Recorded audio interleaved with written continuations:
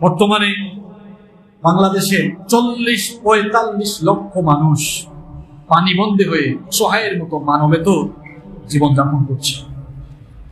ফেনী, কুমিল্লা, নোয়াখালী, লক্ষ্মীপুর, খাগড়াছড়ি, চট্টগ্রামের বেশ কিছু এলাকা, বেশ কিছু অঞ্চল, ফটিকছড়ি, মিরসরাই, বাড়িয়ারহাট, এরপরে হবিগঞ্জ, মৌলভীবাজারে অনেক অঞ্চল এমন ভাবে প্লাবিত হয়েছে যে কোথাও কোথাও ভূমি থেকে 25, 30, 35 ফুট পানির উচ্চতা বেড়ে গেছে। ইন্না লিল্লাহি ওয়া ইন্না ইলাইহি। চিন্তা করছে পানির হাইটটা কোথায়? বলা হচ্ছে গত 35-40 বছরে এই রকম ভয়াবহ বন্যা এই অঞ্চলের মানুষ দেখে নাই, নতুন প্রজন্ম তো এগুলো দেখেও নাই। 22 সালে সিলেটের বন্যার সাক্ষী আমি শুরু থেকে শেষ পর্যন্ত ছিলাম। বর্তমানে যে বন্যা হয়েছে এটা 22 সালের বন্যার চেয়ে, 22 সালের সিলেট সুনামগঞ্জের বন্যার চাইতেও আরো ভয়াবহ।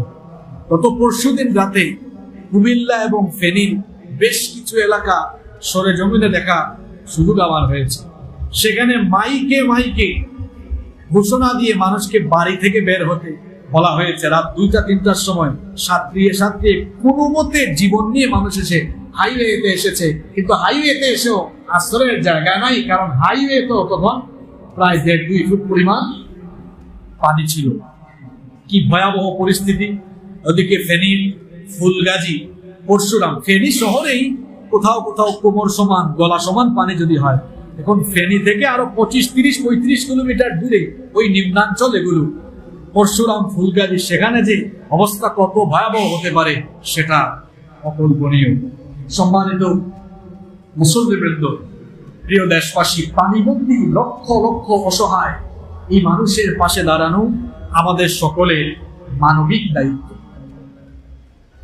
মুখে খাবার নেওয়ার আগে চিন্তা করুন, লক্ষ লক্ষ মানুষের সামনে আজকে খাবার নাই। কি বলেন, আছে? নরম তুলতুলে বিছানায় ঘুমানোর আগে চিন্তা করুন, লক্ষ লক্ষ মানুষের ঘুমানো তো দূরের কথা, একটু আশ্রয় নিয়ে দাঁড়ানোর জায়গাটুকু আর গৃহহীন হয়ে ঘর বাড়ি ছেড়ে দিয়ে আশ্রয় কেন্দ্র ভরপুর হয়ে গিয়েছে। বিভিন্ন জায়গায় যেখানে একটু উঁচু জায়গা, সেখানে এত পরিমাণ মানুষের জমায়েত, পঙ্গপালের মতো মানুষ দিক বিদিক থেকে ছুটে আসতেছে। পানিবন্দী অসহায় এই মানুষগুলোর পাশে দাঁড়ানো আমাদের কি মানবিক দায়িত্ব নয়? আমাদের দায়িত্ব আছে কিনা? শুধু সরকার নয়, সরকার এবং জনগণ উভয়ে মিলে এই জাতীয় সংকট উত্তরণে আমাদেরকে ঐক্যবদ্ধভাবে কাজ করতে হবে। আমাদেরকে এটা ভাবলে চলবে না যে এই সংকট এটা সরকারের কাজ, সরকার উত্তরণ করুক। যে সমস্যায় আমরা পড়েছি এটি একটি জাতীয় সমস্যা, এটি একটি জাতীয় সংকট। এই জাতীয় সমস্যা, জাতীয় সংকট থেকে উত্তরণের জন্য সরকার, জনগণ এবং বিভিন্ন ধরনের প্রশাসনিক বাহিনী সকলের সম্মিলিত প্রচেষ্টায় আমরা এই অবস্থা থেকে নাজাত পেতে পারি ইনশাআল্লাহ। এই অবস্থায় আমরা কি কি করতে পারি, কিছু করণীয়, সরকার এবং জনগণ সকলের কি করণীয় সেগুলো কুরআন সুন্নাহর দৃষ্টিতে আমি আপনাদের সামনে তুলে ধরছি, কুরআন সুন্নাহ এবং বাস্তবতার ভিত্তিতে। কারণ আমার নিজের জন্ম হয়েছে বন্যা দুর্গত এলাকায়, আমি নিজে জন্মের পর থেকে বন্যা দেখে দেখে বড় হয়েছি। সুতরাং বন্যার সময়, বন্যার আগে কি প্রস্তুতি নেওয়া লাগে, বন্যা হলে কি করা লাগে, এগুলোর বাস্তব অভিজ্ঞতা আমাদের আছে। তো এজন্য কোরআন সুন্নাহ এবং বাস্তবতা নিরিখে আমাদের করণীয়গুলো আজকে আমরা তুলে ধরবো ইনশাআল্লাহ। নাম্বার 1, প্রথমত এই জাতীয় সংকটে সবরের সাথে মহান আল্লাহকে স্মরণ করুন, রবকে বেশি বেশি স্মরণ করুন এবং এই অবস্থা থেকে পানাহ আছে দোয়া করতে হবে যার কাছে, তিনি কে? আপনারা হয়তো ভাবছেন এত পানি যাবে কোন দিক দিয়ে, হয়তো এই বন্যা থেকে আমাদের উত্তরণ হতে অনেক সময় লাগবে। শোনেন, অসম্ভব সম্ভব যিনি মুহূর্তে করে ফেলেন তিনি কে? অসম্ভবকে মুহূর্তেই যিনি সম্ভব বানিয়ে ফেলেন তিনি হলেন আমার রব।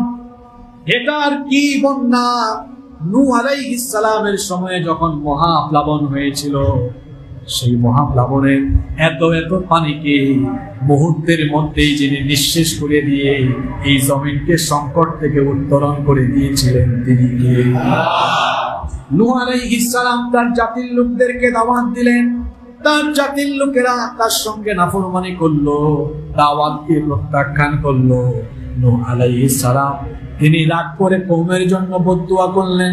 তিনি তার কওমের জন্য বদদুয়া করে বললেন, রব্বি লা তাযার আলাল আরদি মিনাল কাফিরিনা দাইয়ারা। হে রব, এই কাফিরদের কাউকেই তুমি অবশিষ্ট রেখো না, এদের সন্তান সন্ততি সহ এদেরকে তুমি ধ্বংস করে দাও। আল্লাহ নূহ আলাইহিস সালামকে কিস্তি বানানোর জন্য আদেশ দিলেন। নূহ আলাইহিস সালামের সেই এলাকায় বন্যা হতো না। মানুষজন যখন দেখলো নূহ আলাইহিস সালাম কিস্তি তৈরি করছেন, তারা বলল নূহ পাগল হয়ে গিয়েছে, সে কেন কিস্তি বানায়? নূহ আলাইহিস সালাম তখন বললেন, কেন কিস্তি বানাচ্ছি কিছুদিন পরে টের পাবা। অবশেষে যখন আল্লাহর গজবের সময় চলে আসলো, আল্লাহ তাআলা নূহ আলাইহিস সালামকে আদেশ দিলেন, তুমি তোমার অনুসারীদেরকে আর প্রত্যেক প্রাণীর জোড়ায় জোড়ায় কিস্তির মধ্যে আরোহণ করাও, আর যারা কাফির এদেরকে তুমি কিস্তির মধ্যে আরোহণ করায় না। নূহ আলাইহিস সালাম তার অনুসারীদেরকে নিয়ে এবং প্রত্যেক প্রাণীর জোড়ায় জোড়ায় কিস্তির মধ্যে উঠালেন। তার ছেলে নৌকায় উঠলো না, কিস্তিতে উঠলো না। তিনি তার ছেলেকে বললেন, বাবারে যদি বাঁচতে চাও আজকে কিস্তিতে উঠো। তার ছেলে তখন বললো, আমি উঁচু কোনো টিলায় অবস্থান নিব, সেখানে আমি অবস্থান নিলে বেঁচে যাব। নূহ আলাইহিস সালাম বললেন, আজকে কোনো উঁচু টিলায় অবস্থান নিয়েও কোনো লাভ নাই। আজকে কেবলমাত্র ওই ব্যক্তি নাজাত পাবে যাকে আল্লাহ নাজাত দিতে চান। নূহ আলাইহিস সালামের ওই ছেলে কাফির ছিল, সে নৌকায় কিস্তিতে আরোহণ করল না, সেও ধ্বংস হয়ে গেল। অবশেষে আসমান থেকে ভারী বর্ষণ নামতে থাকলো, আর মাটি ফেটে মাটির নিচ থেকে পানি উঠতে লাগলো। এমন বন্যা হলো, এমন মহাপ্লাবন হলো, নূহ আলাইহিস সালামের অনুসারী ছাড়া আর জোড়ায় জোড়ায় যে প্রাণীগুলোকে তিনি কিস্তিতে উঠিয়েছিলেন এরা ছাড়া সবাইকে আল্লাহ এক প্লাবন দিয়ে ধ্বংস করে দিয়েছেন। আল্লাহু আকবার। শুনেন তারপরের কাহিনী। নূহ আলাইহিস সালাম তার অনুসারীদেরকে নিয়ে কিস্তিতে আছেন, কিন্তু কোথায় যাবেন? চতুর্দিকে পানি আর পানি, এত পানি, পানিতে গোটা পৃথিবী একেবারে ভরপুর হয়ে গিয়েছে। আল্লাহ তাআলা তখন বললেন, নূহ তুমি ভয় পেও না, এই অবস্থা ঘটিয়েছেন যিনি, এই অবস্থা থেকে নাজাত দিতে পারেন। শুনেন শুনেন, এত পানি হঠাৎ করে কোথায় গেল? তখন আল্লাহ তাআলা আসমানকে আদেশ দিলেন এবং জমিনকে আদেশ দিলেন। কোরআনুল কারীমের 11 নম্বর সূরা, সূরা হুদের 44 নম্বর আয়াতে এসেছে, আল্লাহ তাআলা তখন বললেন, ওয়াকিলা ইয়া আরদু বলঈ মাআকি ওয়া ইয়া সামাউ আতলিঈ ওয়া বিকাল মাউ ওয়া কুদিয়াল আমরু ওয়াস্তাওয়াত আলাল জুদি ওয়া কিলা বু'দান লিল কওমির যালিমিন।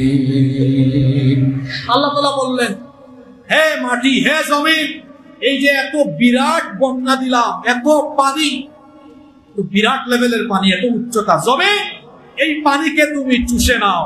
আল্লাহ আকাশকে বললেন, আসমান তুমি তোমার বৃষ্টিপাত বন্ধ করো। ভারী বর্ষণ বন্ধ হয়ে গেল। আল্লাহ জমিনকে বললেন, সব মাটি চুষে নিয়ে তোর ভেতরে ঢুকিয়ে নেয়। মাটি সব পানিকে চুষে নিল, এই বন্যা পরিস্থিতি শেষ হয়ে গেল। সুবহানাল্লাহ।